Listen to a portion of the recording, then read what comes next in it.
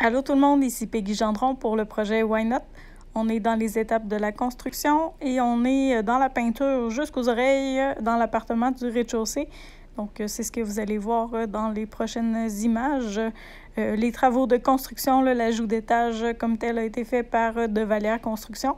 Et maintenant, Laurie et moi, on prend le relais pour les travaux de finition et de réinstallation de la cuisine, etc. Donc, on vous montre ce que ça donne.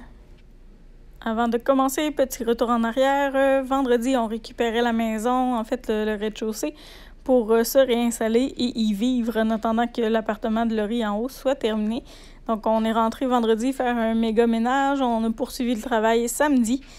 Puis, après mûre réflexion, j'ai décidé d'enlever complètement mon plancher de vinyle slick qui était neuf. Donc, il est enlevé au complet. C'est le retour des préleurs LED et des planchers de bois franc pas mal abîmés. Comme vous le voyez, il y a des patchs de plancher à faire à plusieurs endroits. Fait qu'on a fait ce qu'il fallait pour remettre tout ça à niveau, pour être capable de réinstaller le plancher. Puis, on va complètement replacer le plancher de vinyle à la grandeur en faisant des petites modifications, dans le fond, sur la superficie qui va être recouverte, parce qu'il y a des petites choses qui changent dans les divisions. Donc, le vinyle clic est démonté, numéroté, empilé par pile de façon stratégique pour me repérer, puis que ce soit facile à installer. Fait que j'ai un beau casse-tête de 1000 morceaux à réinstaller bientôt. Mais tu sais, quand la plupart des morceaux sont coupés, ça va super bien. Puis ce plancher-là, ben, ça se coupe à l'exacto. Pas besoin de scie, pas besoin de taponnage. Tu mesures, tu coupes, tu casses et voilà, t'installes. Fait que c'est super facile. La seule chose qu'on va remplacer, c'est la membrane qui était en dessous. À cause des dégâts d'eau qu'on a eu, ben, c'était préférable de la changer parce que ben, ça sent drôle de l'eau stagnante. Fait qu'on enlève tout ça puis on recommence. Puis par la suite, une fois que le plancher a été désinstallé, ben, on a nettoyé les murs et commencé à masquer pour pouvoir peindre. Et on a trouvé quelqu'un qui pouvait nous faire ça au gun à peinture. Donc, on sauve du temps sur la peinture. On aime beaucoup faire de la peinture, sauf que dans le délai qu'on a pour se réinstaller, on a décidé de faire ce choix-là pour accélérer les choses. Puis, ça a été rapide. Nous, ça nous permet d'avancer sur d'autres plans pendant ce temps-là. Et samedi dernier, ben, j'ai récupéré mon pitou. Ça faisait longtemps qu'il se faisait garder ailleurs. J'étais très contente de le revoir. Il a été super bien où il était. Mais je m'ennuyais, fait que je l'ai repris pour la période des fêtes. Donc, pendant que je m'amusais avec mon chien dehors, ben, les plafonds et les murs ont été peints pour le primer, en fait. Fait que ça a été fait. Puis je suis retournée voir aujourd'hui, c'était tout sec, tout beau, tout bien fait, fait que c'était merveilleux. Fait qu'on a sauvé cette étape-là, parce qu'à deux, ça nous aurait pris un peu plus de temps que de le faire au fusil comme ça. Donc voici le résultat